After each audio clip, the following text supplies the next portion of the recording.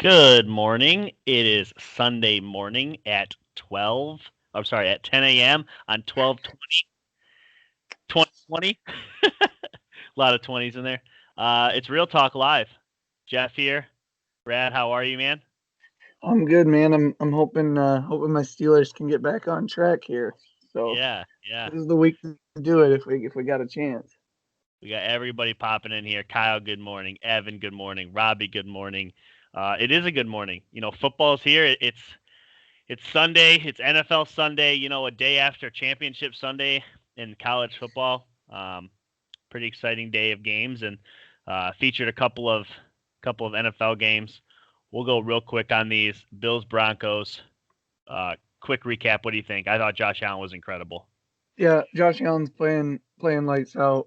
Four total touchdowns on the game. Broncos were just outmatched and they clinched their division. So the Yeah, Bills, yeah. real Uh, good. Panthers Packers. I thought for me, real quick, I thought that the Panthers have run out of gas. They they've really become what we thought they were going to really be, which is extremely limited. But the Packers kind of let their foot off the gas, I guess, and allowed the Panthers to at least keep it close after blowing them out in the first half. And um, yeah, Packers pick up the dub. Aaron Rodgers has an average game to his standards as far as what he's done this year. But both games pretty predictable. Yeah, thought the Packers would win by a little more, but I don't think the overall result is shocking to anybody. I mean, it Yeah, was kind of cool when we heard that there was going to be NFL on Saturday, and then we saw both games, and it was like kind of two free wins on Saturday night. I don't think anything was. I think most people were watching college football over these two games, me included. So I was as well. I was as well. Unless you had Josh Allen, Stephon Diggs, Aaron Rodgers, or Devontae Adams in one of these games, I can't imagine you were turning off what was Ohio State Northwestern or Clem. Actually, that was earlier on the day, and then Clemson in Notre Dame, and then obviously Bama and Florida. Florida. Florida, yeah. Good morning, Jordan. All right, let's go right into it here. First Aaron game of Jones, yeah. first game of NFL. Aaron Jones, yeah, obviously. First game of NFL Sunday, 1 o'clock. The 5-8 49ers are traveling west to east. Shouldn't say east, west to Middle East of the United States. The 4-9 Cowboys. Both teams are. I said Middle East. I can't. I'm sorry, guys. All I should be. right. I gotta be better. Good morning, Jeff. Good morning, John. Oh gosh, I'm tired. I'm going Niners here, just in a quick. I mean, I don't have a ton to say. I think the Cowboys are um, good enough to keep this game interesting, not good enough to win, I guess is my best description. I'm starting Amari Cooper today because I have a ton of receivers out. I haven't loved him these past couple weeks, but he's done all right. So, as far as fantasy goes, the Niners, I just think they're just better coached. Period. That's what I got. Yeah. The last time the Cowboys played a team that had a good running game and was good on defense, they got blown out on Thanksgiving by Washington. Yeah. So I think the 49ers, like you said, they're too well coached. They're going to get the details right. This team's been able to run on just about anybody they played, and the Cowboys haven't done well stopping it. And the defense, really, outside of just one or two pieces, they're pretty much back to full health. That defense has been playing well. So, and the Cowboys, I think they would have to win out and I don't even know if they'd even have a chance at their division. So I think the Cowboys, I think it all ends for them here. I think the 49ers beat them, and the Cowboys have to officially start looking at next year. You guys in the comments, if any of you can tell me why you think the Cowboys would beat the 49ers, I mean, I'd love to hear it, but Zeke's been worse every year of his career since joining the NFL in yards per carry, and he's at an all time low this year. He's turning the ball over too. So can't really rely on Zeke. Offensive line issues, not enough playmakers on the back end of their defense. I don't think Andy Dalton's good enough to beat this 49ers offense either. You want to hear something hilarious? So I like honestly, and I'm not even a Cowboys hater, but I find this hilarious. Last year in 2019, Ezekiel Elliott decided he wanted to hold out on the Cowboys. and Jerry Jones caved and gave this dude a max extension, made him like the highest paid running back in the league. And it's like a 5-year. I mean, literally, he's tied up for the next like 4 or 5 years. He's been trashed this year, and hopefully it's just a bad year. Hopefully it's a bad year. He was really good when Dak was in, so let me back up a little bit. He was good for the first like 6 or so weeks, and then it was a massive drop off. Like we're talking. The only thing about Zeke though is we wouldn't really consider it a massive drop off just based on his yards, even though they are down. Yeah, it's the fumbles too. I mean, he's having an issue turning the ball over in big moments. And he's not making up for it by running for a lot of yards. You could deal with the fumble, every other game if he was rushing for $125. But what's his average rushing yards this year? Like 56 yards or something like that. It's not good. It's not good. And I don't feel, maybe I'm wrong. I don't have him on any fantasy teams, thank God. I don't feel like he's really a threat out of the backfield like he's been in years past too. So you're not even getting that out of Zeke. So it's like, I don't know. If I'm Jerry Jones, I'm waking up this morning like, what did I do? You paid a dude too early. Because if I'm not mistaken, that's been rough. That's been rough too. But I mean, we're talking about Zeke, who, if I'm not mistaken, when I remember listening to this last off season, because Colin had this on his show, it seemed like every day. Zeke had 2 more years left on his deal. It wasn't like he was going into a contract year. He had like 2 extra years, and then they extended him like 4 more years with, God, what a terrible deal. What a terrible deal. Is done for the Cowboys now. They're just going to have to earn it. And as far as I know, most people, if you don't like the Cowboys, you like to see this stuff happen to the Cowboys. So I think everybody else is a hater. So I agree. I think everybody else is getting a little bit of a kick out of it. Yeah. Jamie, Chris, Brad, Kyle, all you guys, good morning. Thanks for joining. Yeah. Moving right along. Both of us took the Niners here. 9-4 Seahawks are at the Washington football team, 6-7 on the year. Matt, good morning. Gosh, this seems like another bad deal for the Seahawks. They've had their troubles protecting Russell Wilson. He's been a kind of a turnover machine over the last couple of weeks. I'm not trying to dog him because, Russell Wilson's a friend of the pod, but I don't know. I like Washington to come in here and really assert themselves. I would love them to win the game, except Dwayne Haskins is starting. And this isn't a dig at Ohio. Dwayne Haskins is not a good NFL starting quarterback. Good morning. Yeah, that's a big issue too. Everyone knows that this front 7 for Washington is Super Bowl quality. I mean, absolutely everywhere across their front 7. The Steelers, Washington, Tampa, I think are the best 3 front 7s, and even the 49ers when they're healthy, but obviously they're a bit banged up this year. So the problems that they pose to Russell Wilson, Chris Carson, those are real. It's just when you look at Dwayne Haskins starting and the starting running back Gibson out, I don't think this offense has enough, because even against the best defenses, you still think the Seahawks can get to 21 or 24 points, even against the worst of the worst. The only game they've really had an outlier was against the Giants. You like the Seahawks to win, but there's a lot of pressure on both of these teams because they're both fighting for their playoffs. Well, Washington's fighting for the playoffs to win their division. And Seattle, I think the Rams are going to win out their last 3 games. So I don't know who holds tiebreakers there, but Seattle, I don't think they can afford to lose. Neither of these teams can afford to lose another game. So this could potentially even be a playoff matchup. This could potentially be the 4 and 5 seed here playing for the NFC team. So it'll be a good watch for its importance, but I think the Seahawks have enough offensively. Yeah. Kyle, he's our lone Seahawks fan of the group, to my knowledge. He's like, if it wasn't Haskins, I would definitely be concerned. That's where I'm at.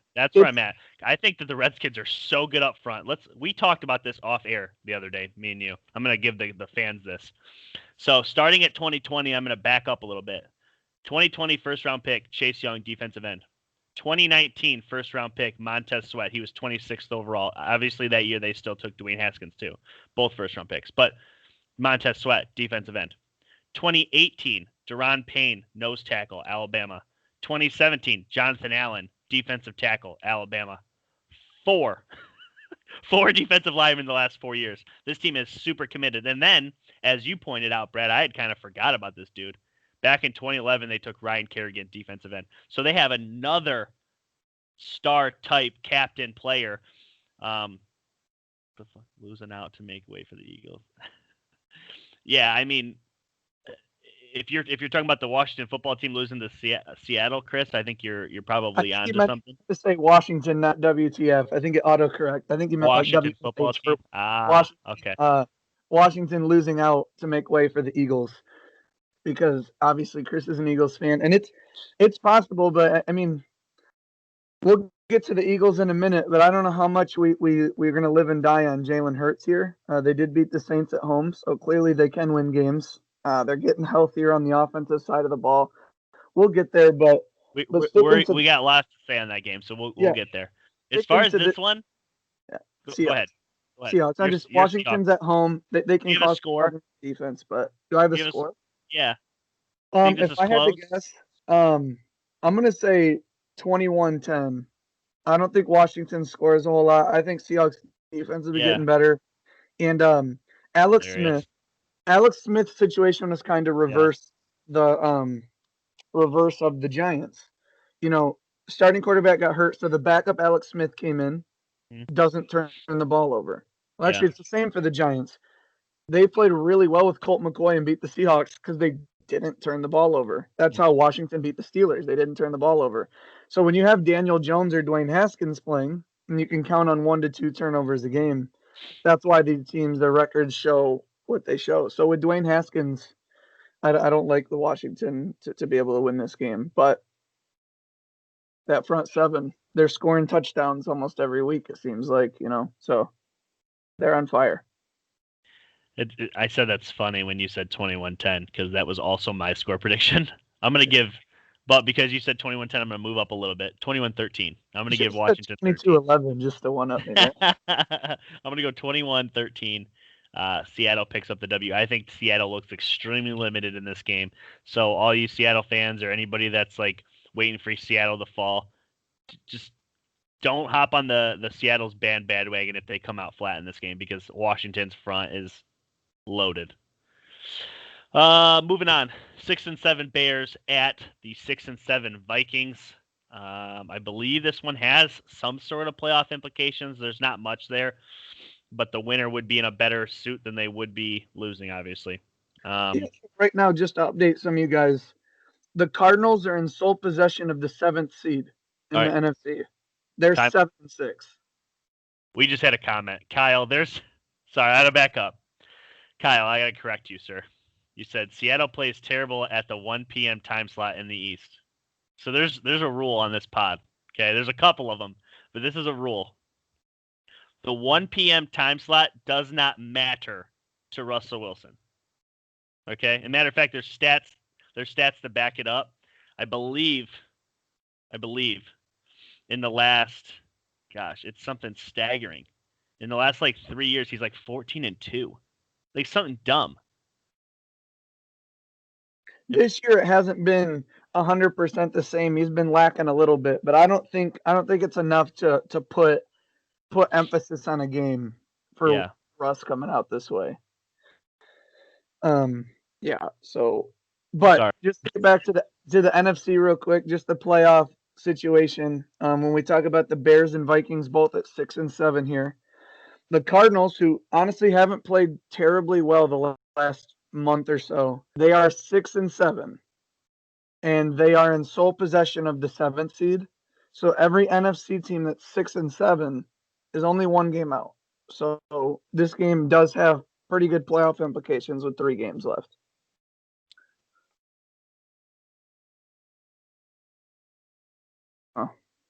I'm having some technical difficulties. Yeah, I'm trying to see if I can better myself. Sorry. No, you're all right. Good morning, Jamie. Good morning, Jennifer. Good morning, Corey. A bunch of people jumping in here. I like the Vikings to win. They do enough for me. The Bears seem to be a little better. You called them last week. Bravo to you. They didn't play a great opponent. I don't remember who they played. I think they destroyed the Bengals. I think that's who it was. No, No. it was a better opponent than that because I picked them to lose. Yeah. Oh, I got Texans. Yes, Texans. Yeah. It yes, was Texans. yes. Um, yeah, I like the Vikings offensively. Justin Jefferson, Thielen, and Cook, and they'll do enough in the 1 p.m. time slot to get this W. But I think it's a fun game.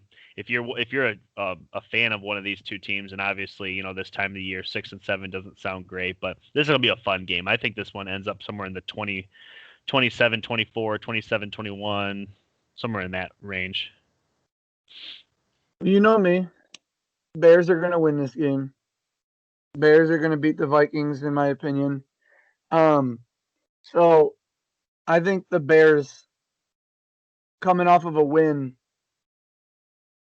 I liked how Mitch Trubisky looked last week. I liked how David Montgomery looked running the football, and I love how the defense played. So I think the Bears defense, like I said, is one of the top defenses in the league, or can be. And I don't know. I think the added element. So Mitch Trubisky's not outright great, but I think we realized that he covered up some of the issues on the offensive line for the Yeah. Chicago team. So his ability to run and their screen game makes him more of a threat than Nick Foles. And I believe they're on the field a little bit longer. And for a guy who doesn't throw well, he's playing terrible corners against the Vikings. I actually like this defense to play good. I expect them to. You can't stop Dalvin Cook, but slow him down. And I like the Bears actually a little bit more high scoring than you guys have. I like the Bears to actually put up 30 points on the Vikings. I think it's going to be a 31-24 touchdown victory for the Bears. And with the way the Cardinals are playing, if the Bears play the Vikings twice in the last 3 weeks, vice versa for the Vikings. So if the Bears can win this game, I really think the Bears have a legitimate shot to be that 7th seed and, go play New Orleans, or whoever ends up getting that 2nd seed could be the Rams if they make a big push. But I like the Bears to maybe sneak in the playoffs. I think they beat the Vikings both times they play them in the last 3 weeks here. If Mitchell Trubisky is able to get that 7th seed, obviously he's a free agent this year because they didn't extend him, but they could then tag him. I doubt they would do that. Do you think he's a Bear next year? Putting you on the spot. I do think they are, because I think they realize they screwed up more with Nick Folk than Mitch Trubisky. And if they're not in position to draft a quarterback, I don't think there's a huge market for Mitch Trubisky. But I think the Bears could keep him and do well. Even if they barely missed the playoffs, if they're able to win 2 of their last 3 and go 8-8, he started the season 3-0, even if it needed big comebacks. Yeah. And he'd end the season 3-1. I mean, he's 6-1 in 7 of the games that he played. I mean, it might not look the prettiest, and he needs to work on his deep ball. But without Tyreek Cohen, that's a huge offensive weapon for their team. They lost a big piece early. Yeah. And we thought they would get him maybe another weapon for Allen Robinson. They drafted a tight end. Well, those tight ends are starting to come alive. Cole Clement, Jimmy Graham. Jimmy Graham, I think, had 2 touchdowns last game, didn't he? So, I mean, yeah. And Allen Robinson's a dog. We got to put some respect on his name. That dude has been tearing it up in Chicago for years now. Absolutely. Thanks for joining, Steph. Zach, what's up, guys? Zach, Steph, yes. Good morning, guys. We'll keep it moving here. I'm taking the Vikings. You're taking the Bears. We disagree there. Yeah. 6-7 Patriots are at the 8-5 Dolphins. Not a whole lot here, but it's an intriguing game, I guess. Gosh, these last couple weeks I've been jokingly picking against the Patriots, and you guys have been able to obviously understand that I'm being sarcastic. This week I'm not being sarcastic. I think a rookie quarterback gets the best of Bill Belichick today, and that's because Cam Newton is running into the best defense he's played in several weeks. It's going to be way too much. They're without Damian Harris today, probably their best running back. Gosh. I wouldn't be shocked to see New England win because they do crap like that, but I think this is a loss. I think Miami keeps moving. What do you think? I think this is incredibly low scoring, but I think we could see potentially 1 or 2 defensive touchdowns today. I'm with you on that actually. I Yeah. I think this game's going to be incredibly low scoring. I don't even think Tua's numbers will be great in terms of him getting the best of a defense, but Yeah. Tua just has to win the. This game's just going to be who can get a couple first downs before they punt, in my opinion. Can we move the ball 30 yards before we have to punt, and then eventually get field goals or cheap touchdowns out of just field position? These two defenses are good. Belichick versus a rookie quarterback. Dolphins defense against anybody. But we saw truly how limited this defense was again when they played the Rams last week on Thursday night. Now, Bill Belichick has a long week to prepare for the Dolphins. But man, the Patriots, I think it's like they have like a 2.2% chance of making the playoffs. Dolphins are in it right now. Like, Patriots really are more or less are trying to spoil the party, and the Dolphins are trying to make a playoff push and get that 6th or 7th seed. And the Ravens and Browns don't really look like slowing down. They cleared some room ahead of the Raiders, but you still got the Colts and Titans, so there's only so many spots to go around. I like the Dolphins at home because I know it's not Brady for the Patriots, but the last few years the Patriots haven't really played well in Miami. I don't know for whatever reason it is. They split with this team too, and we beat them week 1. They're getting their revenge. I think they pick up the win. Wasn't a game week 1 like a 31-28 nail biter? It was 21-11. Oh, so it was the Bills Dolphins that was 31-28. What was the score of this game? 21-11. See, that's what worries me. And how do you remember how many Fitzpatrick, how many turnovers he had? He had 2. Both came in the second half. I'm almost positive. If the only reason we won this game, truly looking back, it was the beginning of Cam Newton. Nobody had film on what we were going to do, and he had a fantastic day on the ground. New England was able to kind of run it down their throats, and I don't believe they turned the ball over, and obviously the Dolphins did late in the game. So, yeah, I mean, it'll be interesting. I think that I'm starting the New England defense because I'm not worried about the Dolphins putting up a ton of points, but I think that we're not going to do much offensively. I just don't love – this is the most limited offense in the whole league. I've said that many times to you off air. I've said it online. There's nobody more limited offensively than New England. I mean, that includes even Jacksonville. You guys listening, do you think there's who do you have winning this game? Put it in the comments. Dolphins. It is an interesting matchup because you have a massive powerhouse on a decline, and a team that's been bad for a long time, but over the last year and a half have been on an incline, and now they're meeting at the super important, interesting part in the season where they're only separated by 2 wins. And I know it's you want to say Dolphins, but the Patriots have just played hard against some teams and gotten blown out by some other weird teams. Interdivision, these teams see each other every year. It's kind of that thing. I kind of look at the Patriots as the Steelers in a couple of years. Even if we lose Big Ben, we don't lose to the Dolphins, even though they have a rookie Joe Burrow and this and that. It's my whole life we just don't lose to the Dolphins or the Bengals. So it's for you, I'm almost positive we have a winning record against teams with winning records. Well, right, I know, but it's just so weird because we suck. So it's I'm gonna take the Dolphins, but I don't feel great. I'm with you. I don't feel great about it. Yeah, I mean, truly, if I was a betting man, I'd stay away from this one. I know Jeff is, Patriots by 50, and I get it. That's my mentality too. Patriots by 100 every game, but you got to be honest with yourself sometimes. And this is a terrible matchup for Cam Newton. It truly is.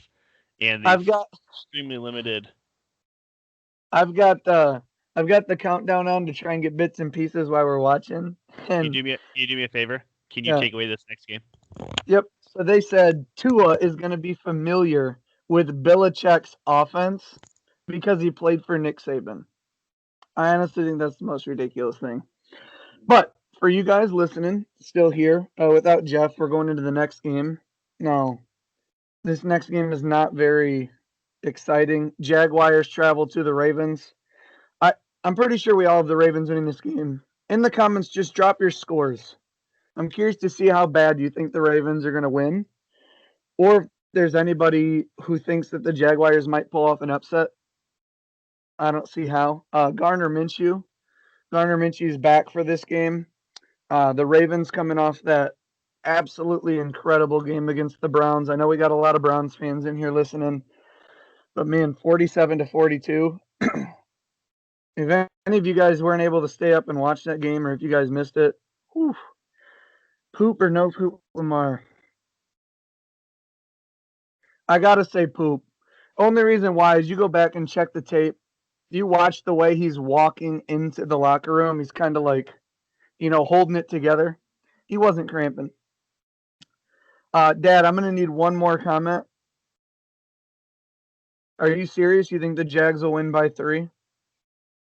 I need to know where you think, out of any position group on the field today, where do the Jags have the edge over the Ravens?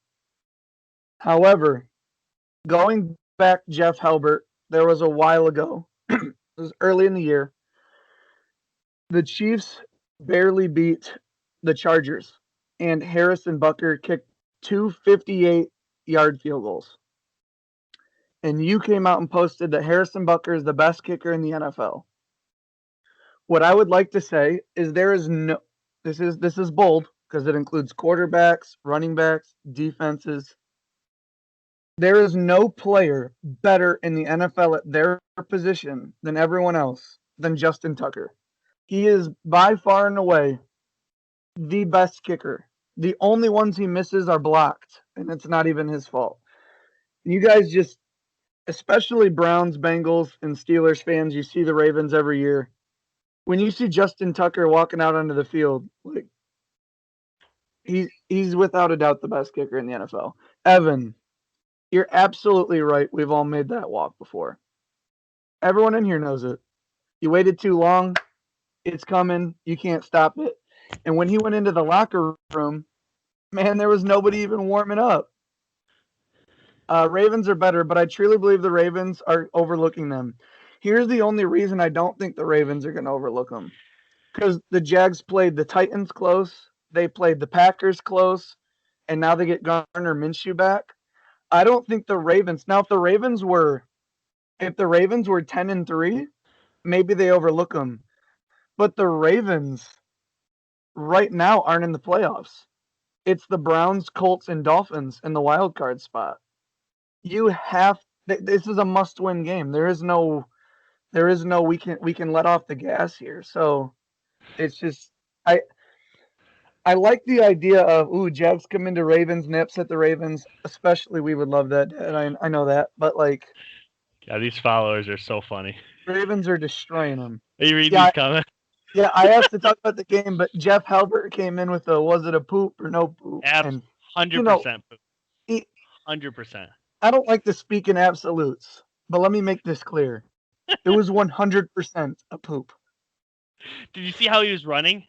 Yeah, he's keeping it. He's sideways lean and stuff. He probably took so long he had to change his underwear and pants. They were in white pants that night. He came out with no stains on. I want to go back and check the tape. Bet the house, Jags by 3. Ooh. Dad, I'll give the Jags 3.5 points, $50. I'll take that. Don't accept that online. I don't want to steal your money. But basically, my dad's coming out. Jags by 3. I think the other two score lines I saw were the Ravens winning by about 30 points, 20 to 30 points. Definitely poop. It's a consensus. You don't even need a poll on the Facebook page. Yeah. Poop. Also, if any of you guys are first-time listeners, thanks for coming out. We're a little less than halfway through our live show on Sunday, so this is always a fun time. Get interactive. Everybody's pretty close in the community around the area, so it's a lot of fun doing these. Thank you guys for being active in the comments. It makes it fun. We'll keep it moving here. The 8-5 Bucks. By the way, Ravens by a lot today, in my opinion. Keep it moving here. The 8-5 Bucks are at the 4-9 Falcons. Bucks need a win. Falcons without Julio Jones. Falcons are terrible on defense. Bucks by a lot. If someone could check for me, I didn't have enough time to check. Is Julio playing today? Julio is out. Okay. Julio is out. I like the Bucks then. The Bucks, if you can pressure Tom Brady and your secondary is strong, you can beat the Buccaneers. The Rams did it. The Bears did it. It doesn't really look like it takes a lot. You need a good pass rush, and you need to be good on the back end. And if you can pass and attack their weak back end, those three things are the kryptonite for the Bucks. If you can do two of them, you got a chance to win. The Falcons cannot rush the passer. The Falcons are not very good on the back end of their defense. And the Falcons without Julio, I don't want to sit here and say that they can just outright pass all over him either. And Matt Ryan's a statue. This defense gets sacked. Shaq Barrett, JPP, among others, have been in the backfield a lot lately. The Bucks got to play this team twice, and they're basically in the playoffs if they can beat them both times. I think they come out and they just set the tone easy. I think the Bucks have played too many close games over the last few weeks that they need a butt whooping. They need one for their confidence. They need one for the team. And I think it's come at a great time. I think this Falcons team is weak in all the areas where the Buccaneers are strong. And they're going to have two, if not three, if they beat the Lions, massive wins rolling into the playoffs. And they're going to be a team that's playing on fire. I think it starts this week. I think they beat the Falcons pretty handily. Over 75 points combined, big game. Jeff, I thought the same thing, but the more I think about it, I like the Bucks to put up about 35 to 38. I actually think they kind of smack this Falcons offense. I think this could really be like a 38-13 game, which is 41 points, or even a 38-21, which is 60 points. 75, I don't think it's going to be this big shootout. I don't think the Falcons can quite keep up. Maybe I'll bet the Bucks, but it's going to happen. I mean, we'll see if it's a combined over 75. I like it, but Dad, Bucks by 17, 38-21. I think that's an appropriate score line to kind of predict here. I agree with you on that. I mean, what do you think, Jeff? Well, I mean, yeah, I like the Bucks big. 38, you said? They've been struggling offensively these past couple of weeks in games that, like the Vikings last week, we kind of assumed that they would really be able to move it on those corners, and they just didn't. I don't know. I think 30 is probably their max today. If they do anything more than that, they're definitely winning. But I like them 30-21-ish. I just like them to control the game the entire time. I don't think it's close. The score will be closer than what the game is, I think, in the end. Falcons might punch one in late, 31-21. But I like them to cover easily. Just no. Definitively, they're a better team, and I think they'll be a better team all day today. In a dome, both teams are in a dome. It'll be comfortable. I'll agree. 34-21. We'll keep it moving here. 5-8 Lions are at the Titans of 9-4 on the year. I'll let you start with this because I know this game is big for you. Yep, every week I give you guys. We're down to 6 people left, and my survival pick is the Tennessee Titans today. I just, as much as I feel stupid for saying it can't last early in the season, Derrick Henry is the best running back in the NFL. It's, quite frankly, if it wasn't for Dalvin Cook making it kind of close, it would be far and away, especially with Barkley and McCaffrey missing the whole season and Kamara working with a backup running back. It kind of took those three guys out. But Jeff, he just set the record, 4 games in his career with 200 yards and 2 touchdowns. He's going to extend it today. Yes, I believe you. I think Derrick Henry runs all over the Lions. No Kenny Golladay again for the Lions. Matthew Stafford, you said what? He did what to his rib earlier? He fractured his cartilage, or he messed up his ribs big time. Yeah. And they said he's going to make the trip, but there's a potential that the Titans are playing the backup quarterback. The Lions defense doesn't scare anybody. Their top pick, Jeff Okudah, I believe he's officially gone for the year. They're going to sit him the rest with an injury. Yeah. They're at home. They are desperately fighting with the Colts to keep their edge in the division. And the Colts play the Texans. We'll get there next. So both teams look like they have winnable games. I expect the Titans to be able to run, pass, and throw. Run, pass, and throw. That's the same thing. Run, pass, and play defense against this team better in all situations than the Lions. I don't think this game's going to be close. I hope it's not. My survival pick's always easy when I can turn on the game and Yeah. just watch them dominate. But yes, King Henry over 200 yards again. Tennessee wins. Henry is a beast. Henry is a certified, put a stamp on it, beast. He's incredible. Here come the Brown fans. Evan, I would like to point out, I did leave his name out for a reason, and it was because I didn't want to get into this argument. I think Chubb is second best. I think he's second best. He's missed 6 games this year, and he's 5th on the rushing leaders right now in the NFL. Yeah. Their 1-2 punch is incredible. And yes, I think if Chubb played a full season, he would definitely be ahead of Dalvin Cook, and he would be right there with Derrick Henry. So Chubb's up there. I'm not going to give it to him over King Henry yet. But if you have Chubb and you're the Browns, you got to love your situation. Absolutely. Here's the story from Scheffler this morning. It was about 6 hours ago. Lions Matthew Stafford tore his rib cartilage during last Sunday's loss to Green Bay, per source. Despite his torn rib cartilage, right thumb injury, and questionable game status, Stafford plans to play today. It won't be enough. Tennessee is one of my favorite teams going into the playoffs. They've been in my power rankings every week. I love them. I love their coach. I love their running game. I love their 2 receivers. I like what their quarterback does. I mean, Tannehill, I've come around on him. I know you have too. And Henry's a dog. I don't know if he hits 200, but he'll definitely be the reason they win today. 150 plus, and I think both receivers have a great game as well. Tennessee's too much for this Lions team. Just way too much. So keep it moving here. You're right, Kyle. Stafford does play through pretty much anything. He had Yeah. that finger issue, and now he's got the ribs. Yeah. And looks completely average ever since Calvin Johnson left. Go figure. Yeah. 4-9 Texans are at the 9-4 Colts. I know this one was almost your survivor pick.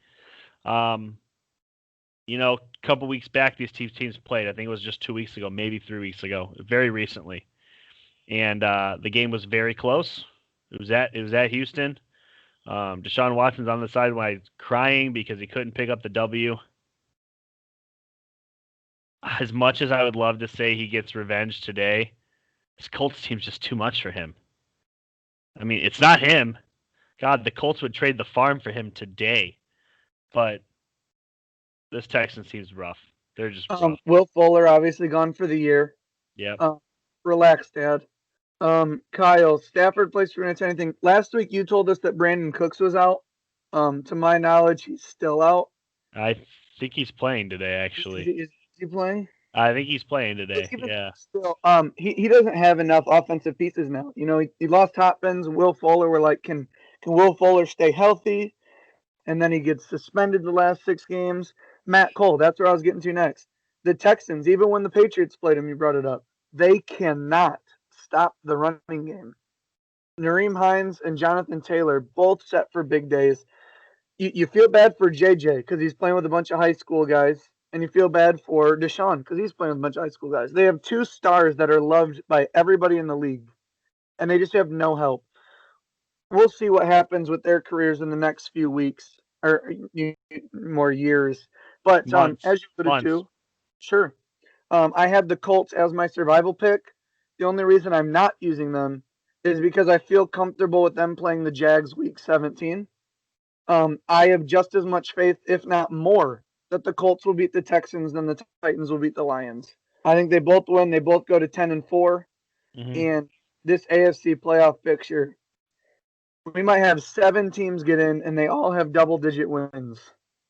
It's just that simple. The AFC is loaded on the top end, and the playoffs are going to be a nightmare. Both the Titans and the Colts really need W's this week. They're fighting for that divisional spot to host a playoff game. Not that hosting a playoff game is the end-all be-all, but you can avoid cold weather in both of those stadiums. So I don't know. I like both the teams to get W's this week, Titans and Colts. So We'll keep it moving. The 4-8-1 Eagles with a brand new starting quarterback, Jalen Hurts, is at at holy cow. At the Cardinals, who are 7-6. Let me get a drink real quick. Yeah, so the 4-8-1 Eagles are at the Arizona Cardinals, who are 7-6. And guys, I've loved the Cardinals all year. And I've been out on the Eagles all year.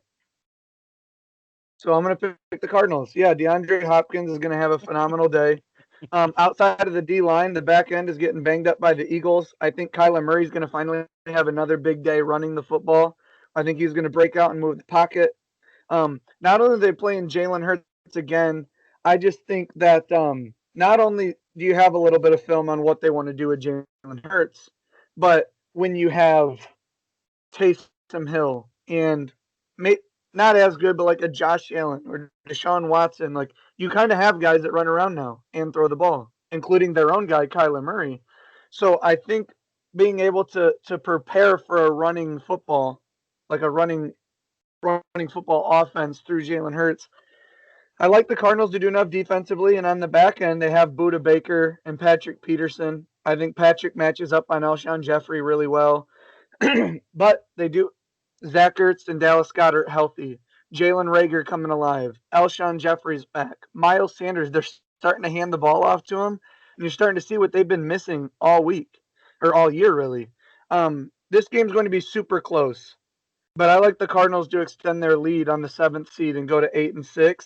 However, Eagles could do it, but I really think DeAndre Hopkins is too much for this team this week. I think it's a game where we look back and we're like, they just couldn't stop that guy. And I mean, on third downs, I'm not saying touchdowns all the time, but in key crucial moments when the defense is playing well and they get the Cardinals into 3rd and 7s and 3rd and 5s, DeAndre Hopkins is that guy. So I'm really putting it on the Cardinals offense to just put up too many points and sustain too many drives. Talk to me, Jeff. Why did the Eagles win? Why did they win? I know you want to say it. Why did they win? Dude, I'm so back and forth on this game. I'm not in love with either of these teams. I think they're both extremely limited. I said it on the power rankings, I believe, on Tuesday. This Cardinals team, I mean, they just weren't ready for Kyler Murray's jump. They have way too many holes. They overachieved in the first half of the year. The Eagles, on the other hand, I think they have more talent than what we lead them to believe. I've said many times on this pod that they suck, and they do. But at the same token, I think they're a little better today than the Cardinals are. I don't have a score. Well, here's the thing. I think they have a little bit more life. That's why I'm picking them. They have more life to win their division than the Cardinals do. So I'm taking the Eagles because they gave themselves a shot in the arm last week that I didn't believe would help. I said that on the live show. Did I not? A lot of people listened. I said this won't help, and it's a terrible organizational move to put him against the Saints. And what did he do? He came out. He balled out. He dropped 100 and 100 on him. I mean, pretty rare in today's NFL that a quarterback just rushes for 100 yards. But the guy that also runs for 100 yards is on the other side of the field. But he hasn't done it in weeks. I think there's more to an injury than what anybody knows about. It's kind of like that Todd Gurley situation. He's injured, but we're not saying he's injured. We're not telling anybody.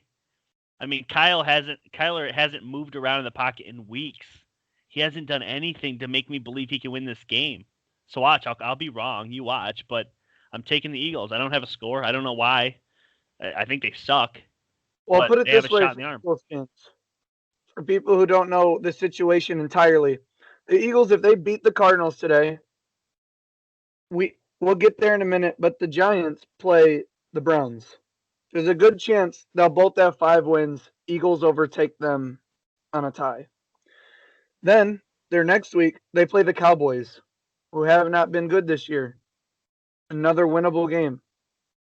Meanwhile, the whole time, Washington's on their backup quarterback. If the Eagles can get to within 1 game or even tied with Washington, they play them week 17. You know what's actually hilarious, real quick? They're actually not on their backup. They're on their starter. Okay.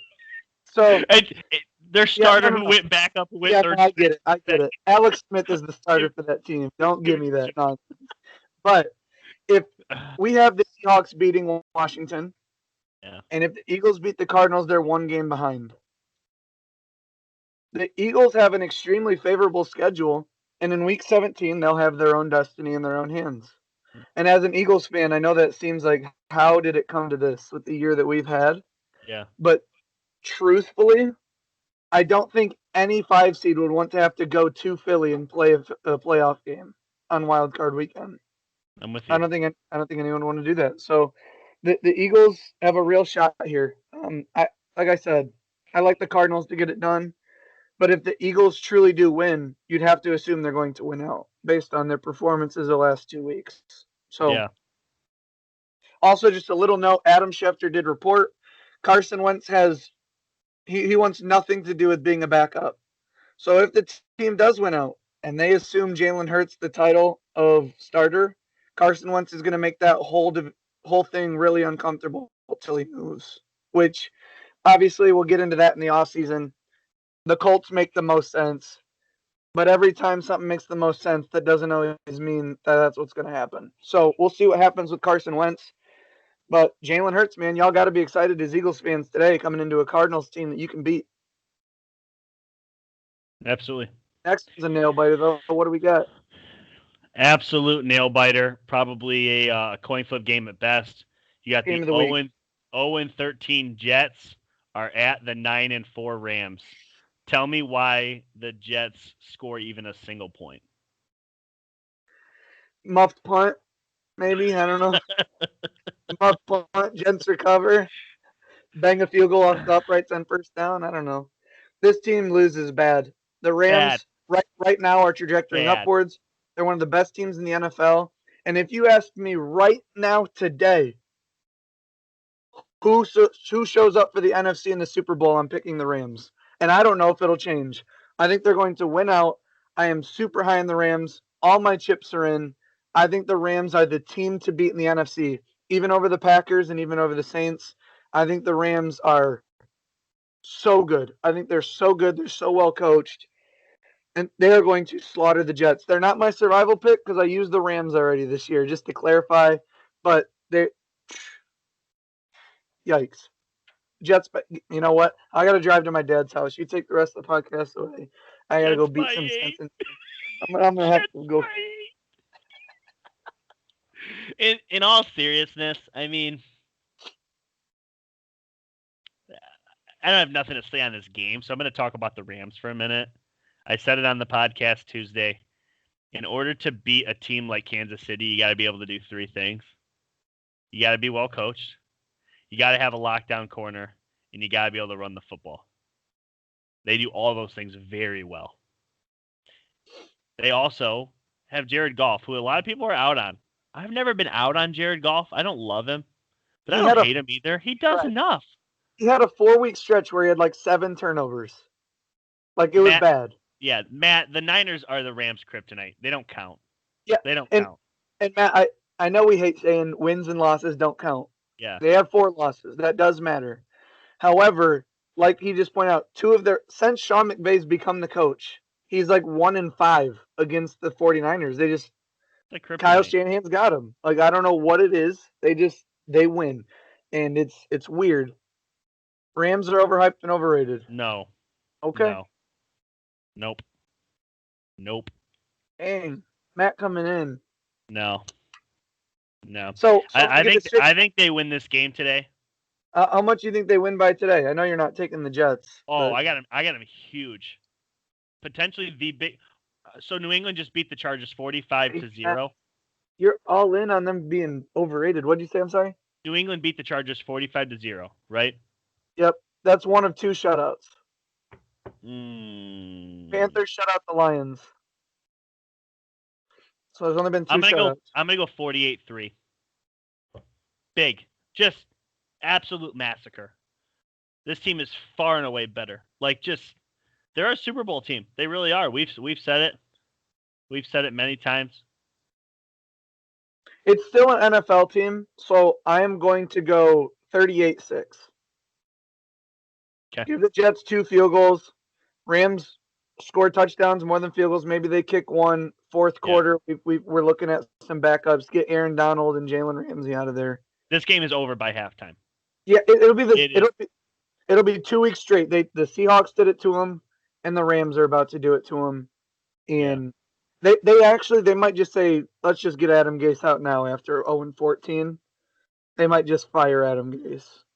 Yeah. Absolutely. We'll keep it moving here. This is it, guys. This is the motherload. This is the best game of the day, and it ain't close. There's been a couple of games that I've talked about this year that have just been massive as far as popping a rating, and they're the number one rated football game watched this year is the Thursday afternoon Washington Redskins and Cowboys. Number 2 is week 1 when Brady visited the Saints. This takes it. This is the number 1 watched game all year. You watch. The ratings will come in for this game, and they will be massive.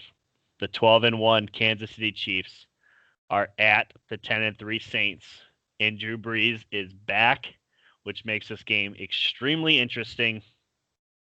But Michael Thomas is out. They haven't played with Michael Thomas all year. He had one game with 11 catches. Shockingly, Taysom Hill has, but Drew Brees hasn't. It's really weird how that happened. Let's not forget that when Drew Brees was in, Alvin Kamara was 5th in the league in receiving yards. Yeah. This team will be fine on offense, and they'll be fine on defense. These teams are relatively full health. They haven't had Michael Thomas all year, so the 10-3 reflects that appropriately. I think the Chiefs outscore them. 35-31. This game is going. I truly think it's going to be like Alabama, Florida last night, where you win and you're like 2 high-powered offenses, and we're going to see a lot of points. And then by golly, they did it. So, no, when he said it's the biggest game, I actually like the Sunday night game. But when Colt McCoy's the starter and Freddie Kitchens is calling plays, it's hard to get excited for that game. I mean, the Browns felt that in different situations too, with Colt McCoy, Freddie Kitchens, which is kind of neat. Listen, the Browns Giants are their own storyline. Let's keep it to this one for a second. This is a massive game, Evan. dude. Keep it professional, Evan. We're on one game, man. Come on. One game at a time. We're on to Cincinnati. No, but for real. But for real, I said it a couple weeks ago. I think you kind of laughed at it. I don't know how much you believe in it now. I think we've kind of talked off air a few times. Kansas City won't lose another game all year. I don't believe they will. And they're too much for this Saints team. I think the Saints drop another one. But this time, I don't think it's close. You know, yesterday I called Clemson in a blowout. I think the Chiefs win in a blowout here. You know what? You know how we say sometimes we're on the pod and we talk ourselves in the pick? Taking the Saints to win? 28-24 Saints. Chiefs aren't scoring 24. Try double that. No, for real. They're only getting 21. They're not getting 24. They're going to score at least 30. They'll score at least 30. So will the Saints score more than 30? And you're saying they will. Or not? I think they hold the Chiefs to 24. Stop. Okay. I'll stop if you want me to. CEO of Real Talk cut me off, guys. I can't talk about the Saints no more. I'm out. I can't wait for this poll to go up because I'm truly interested in what people think. I think KC blows them out. You're giving the Saints defense enough credit. Oh, the Saints defense is great. I love their defense. They have one issue for why I wouldn't put them good enough to beat Kansas City. They're well coached. They have a lockdown corner. They can't run the ball. They're not good enough. And they're really their best running option. They benched him this week. I think we talked about this off air. I thought they should have kept him in. Don't show your hand. Because if you have to play this team in the Super Bowl in a couple weeks, what? Why show your hand? Now you know Taysom Hill can run the ball. Why don't we see Drew Brees with Hill and Kamara in the backfield? I think we see plenty of Taysom today, though. Exactly. So there's going to be plays where he's on a reverse and might throw it, might run it. I mean, the Saints are completely unpredictable. And I'm not just going to forget about how good this Saints team can be. at home in the Metrodome. Chiefs coming in. I like the. This Okay. is such a fantastic game. It I is. hate It's a great I hate game. to have to pick a winner. I'd like to just sit on my couch and just watch it happen. I Which, love that it's on today. I'll be watching.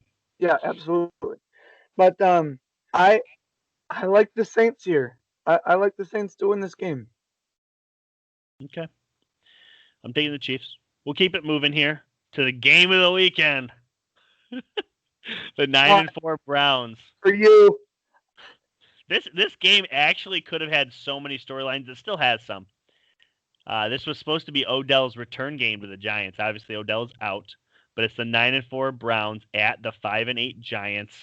Jason Garrett out as play caller. Freddie Kitchens, former Browns head coach, will be calling the plays today. At quarterback, it's not Daniel Jones. He's out today with, I believe, a toe injury. Colton said ankle and hamstring. It could be toe too, but basically his Yeah. leg sorts of messed up. Scheffler reported that it's ankle hamstring. Okay, so yeah, you're right. Colt McCoy, former Browns quarterback, playing today.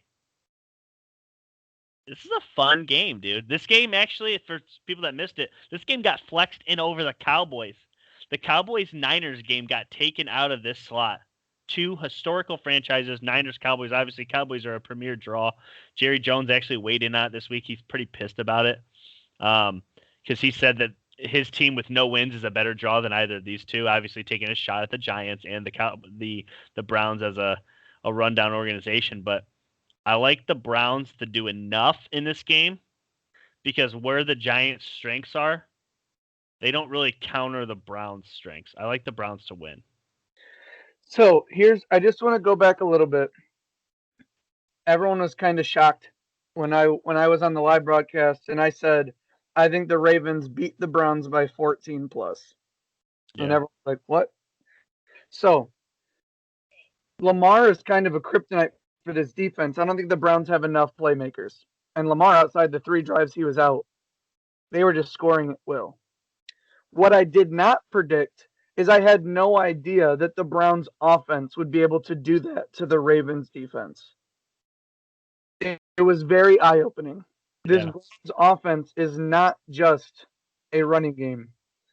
They are led by the running game, but they are not just a running game. And you can call it coincidence. I don't care what you call it. It is just weird how they are better without Odell Beckham Jr. on the field. It makes no sense to me how a great player can make you worse. But he is gone. And what Kevin Stefanski has done with Baker Mayfield, 1 interception, I think, in the last 6 games, and it came against the Ravens. But, like, every time the Ravens scored, the Browns scored, or they were playing so good. They've got the best 1-2 punch at running back in the NFL. God, they're just so weak on defense, but the Giants don't have enough to exploit that between their weak secondary. And I know it sucks their draft pick, Grant Delpit, left for the year. But Kevin Stefanski, and I think Baker came and proved himself that he isn't a middle-of-the-road quarterback. I think he's advantage. Now, Zach, we can make that jump, but again, he maybe wanted to prove that, but in the beginning of the year, he was bad. They were winning despite him. OBJ went down, and now Baker looks amazing. So there had to have been some kind of play on him having to force the ball to OBJ. Oh, 100%. That's 100% the case. And Evan, I think what everyone was kind of predicting, it kind of showing itself. It's stupid for us to turn a blind eye and make it like it was something else. There was too many mouths to feed. They were without OBJ and Austin Hooper, which are their 2, I believe, highest paid players on their offense. And they put up 42 on the Ravens. Like, they don't need those guys. Like, what they need is they need to ship off those guys for linebackers or big-time players in the secondary. Richard Sherman's probably not going to be a 49er next year. I think that would be a great veteran guy for the Browns to go get opposite of Denzel Ward. Oh. He's going to be a free agent. I think the Browns need to just look at something like that. And I know the 49ers could use a big-time wide receiver. They just drafted Brandon Ayuk. Could you see a Richard Sherman OBJ swap? We don't know. But at the end of the day, keeping it just to Browns-Giants. Giants are a fun story. And at one point, they peaked and hit number 9 on my top 10 rankings. They're going to lose again today. But yes, this Browns narrative, And it really sucks because as a Steelers fan, I like the other three quarterbacks in the division. I like watching Lamar. I like watching Joe Burrow. I was a fan of Baker's coming out of Oklahoma. So Browns win. Browns go to 10-4, and it's up to the Steelers to beat the Bengals to clinch their division. Yeah, I like the Browns win too. We're on to Cincinnati, boys. Yeah. As Belichick would say, the 11-2 Steelers are they're traveling to the Bengals, who are 2-10-1 on Monday Night Football. No Burrow. For DPJ, gotta love it. Go Blue. No Burrow. Steelers are on a 2-game skid. Sorry. Tell us why there's a blowout.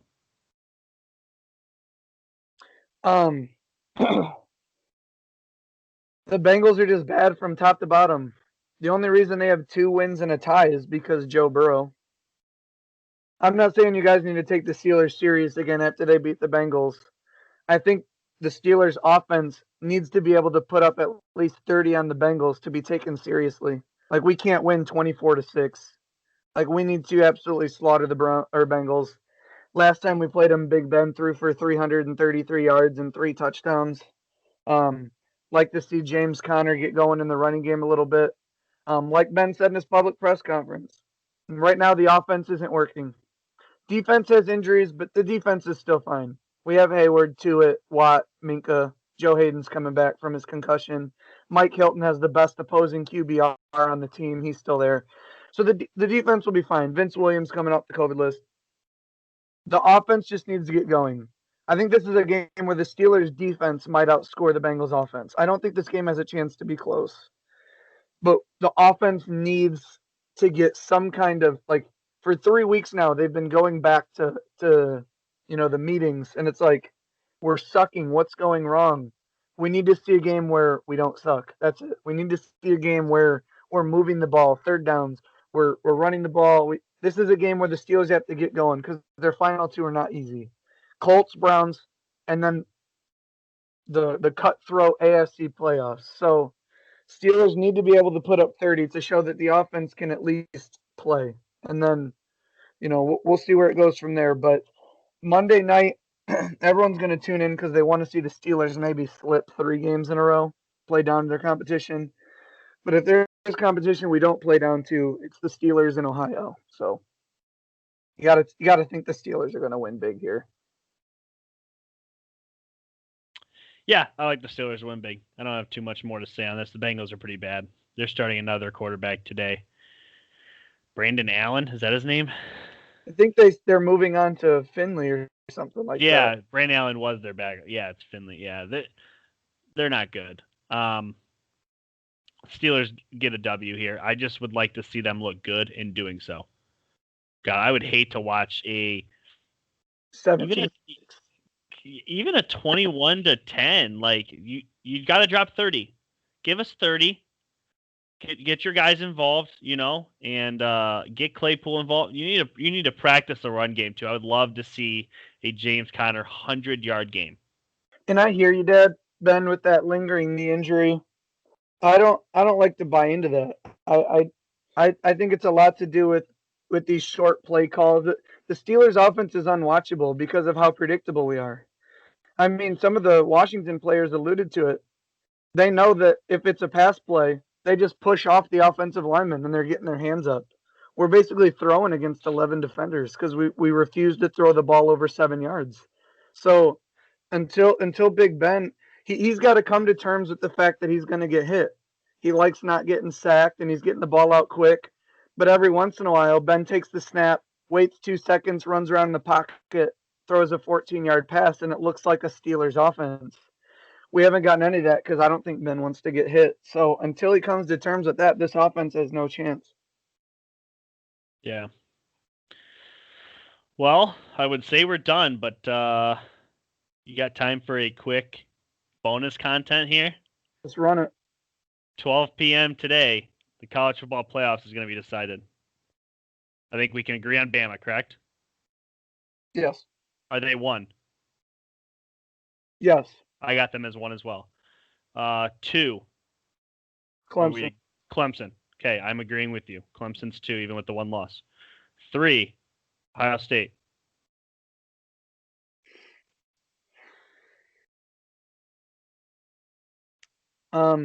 Is Ohio State in? I think Ohio State gets in, but I don't want to be on the committee when you have Notre Dame, Texas A&M, and Ohio State, because one of those teams are getting left out, and it's going to be the straw that breaks the back. And this playoff's going to extend pretty heavily. I'm going to agree with Nate. I think OSU and Texas A&M get in, but hear me out. They're going to put Texas A&M at 3. I think they leave out Notre Dame. And it's simply because how bad they lost to Clemson. So I want to remind everybody. Texas A&M got slaughtered by Alabama. They lost by like 24. The exact same amount that Clemson beat Notre Dame, except Texas A&M actually scored more. They gave up 50 to Bama. Notre Dame only gave up 31 to Clemson. In my opinion, because of how everything played out, I have Ohio State at 3, even though they did not look great. In their 2 games this year against ranked opponents, they did not look good. Indiana, I think Fields threw 3 picks. Correct me if I'm wrong. Yesterday against Northwestern, he threw 2. Okay? 5 picks in your 2 ranked games. I'm not even just dogging you. He hasn't looked good. Okay? So your 2 tests, you haven't been good. You blew out everybody else in the Big Ten because they're trash. Okay? So I still have Ohio State at 3 because they're too well coached. They're too talented. They have a Heisman Trophy contender in Fields, even though he's not going to get it. I like them at 3. At 4, in my opinion, A&M blown out by Bama. Notre Dame blown out by Clemson. And even though they beat Clemson, they did it at home in double overtime without the best player in the country. Okay? This is the perfect time. Put Cincinnati in. No chance. You got to. You have to. This is the perfect scenario. What happened? What Cincinnati needed happened. No chance. I know. You're right. There's no chance, but this is chance. It's they beat Tulsa by 3. Best scenario. They beat Tulsa by 3. But they already beat Tulsa once this year. So it was that one. They would have to crush Tulsa to have a chance. Gun to my head, Notre Dame at 4. Okay. And at the end of the day, I would like to not overlook this. Dad, I see your comment. Yes. Alabama and Clemson will be the national championship. They're just going to be. Alabama and Clemson are going to be in the national championship. But I could see OSU Notre Dame for the money. But the playoff has to expand. 4 is incredible. You can split hairs at 8 and 9 way easier than you can at 4 and 5. Anybody that's sitting here today and saying that it needs to stay a 4-team playoff, Cincinnati is going to get left out and they're undefeated. UCF just a few years ago got left out and they were undefeated. Those teams need at least a shot to compete for a championship if they're undefeated. Especially, and this is not me dogging Ohio State, Cincinnati's played a better schedule than Ohio State did. Do you know why Ohio State's in? A, their recruiting rankings every year. B, their name. C, the money. That's it. That's it. I wouldn't even be shocked if Cincinnati's not even 5. They deserve to be at least 5. I get that, but I'm just saying the committee. I think. To be honest, they'll probably finish 6. I think it's going to be it's going to be obvious and pointed out how not seriously they take Cincinnati. Does Georgia get in? What's their record? Georgia hasn't played Alabama, correct? Can anybody correct that? They have not played Alabama. They're 7-2. Their losses are to Florida and A&M. Yeah, see, like you could even take Florida. A fluke loss to LSU and then what they did to Alabama. They could even put Florida. They could put Florida, Georgia as the 5-6 game. Yeah, but Florida has 3 losses. 1 to A&M, 1 to Bama, and 1 to LSU. Oh, never mind then. I didn't know they lost to A&M. That's That was Florida's only loss. And that's why people were saying if they not lost LSU and then beat Bama, they could have got in, but now they can't. They have 3 losses. You're asking me for my top 4 at noon, what I think I'll see. I think it'll be Alabama 1, Clemson 2, Texas A&M 3, Ohio State 4. Notre Dame's left out at 5, and they'll play number 6 Cincinnati in the first 2 out. What have you seen to have Texas A&M jump Ohio State? Are you saying that simply because of the matchup? They don't want Ohio State to play Texas A&M again? I'm saying Texas A&M has won 7 SEC games, and their only loss, which everyone has losses except Bama, Texas A&M, I believe, has the second best loss in the nation. Clemson has the best. Double overtime without Trevor Lawrence to Notre Dame. Yeah. The second best loss is we lost to Alabama, number 1 in the nation. They'll put them at 3. In Ohio State, you get in because you're undefeated, but you've only played 6 games. Texas A&M has won more games in the SEC than you've played, period. We're going to put you in at 4 simply because you're undefeated, which means Notre Dame, whose only loss is to Clemson, will be left out. And Cincinnati, who is undefeated and most people believe deserve a shot, they're going to be 6, and they'll be the first 2 out. And it'll be like just like every other year we have complaints about the 4-team playoff when OSU left out and Michigan State made it. Or the one year where Baylor and TCU had that outstanding game. Or USC and Penn State when they had Saquon Barkley played at 5 and 6. All those teams had a reasonable – I think everyone agrees on Alabama Clemson. I think most people say Ohio State gets in. Then it's like Notre Dame or Cincinnati or Texas A&M. Like I don't see how you can leave Ohio State out. Only because they're undefeated. They beat everybody on their schedule, and they have a history. And unfortunately, there's no criteria in college football. As I was trying to point out, you guys on the polls yesterday, there's a reason I made that poll the way it was. And obviously, it's very unlikely that every single team goes undefeated, but it is possible. It is possible, okay? If that were to happen, there'd be 3 teams that would have a chance to play for a national championship that would be left out, and it's wrong. You have 5 Power 5 conferences. There's definitely a possibility that there could be 5 undefeateds. Absolutely.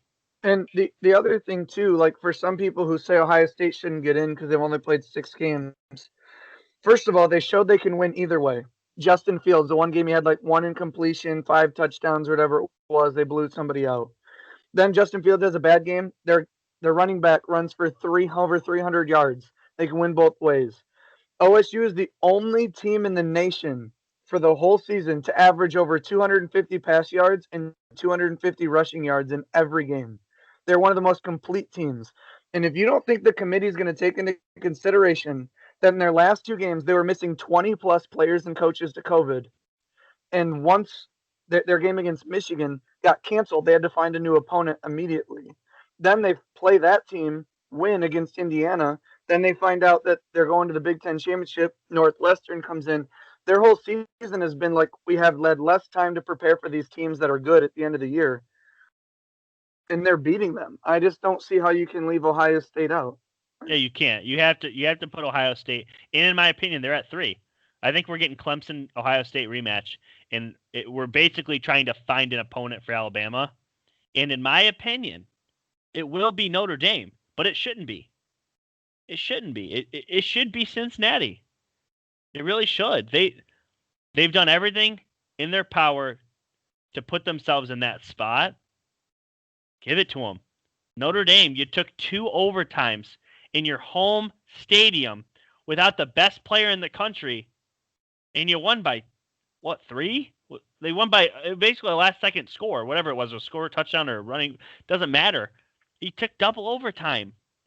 I agree. And then, I think this whole argument is about what's fair to the Cinderella stories and the better teams. I don't think there's a single person out there that doesn't think Alabama and Clemson are playing in the championship. But if you extend the playoffs, these teams deserve a shot. They just deserve a shot. Absolutely. Absolutely. I've said this so many times. I'm losing patience with it. John, if you're listening, this is my biggest concern. Name me another sport.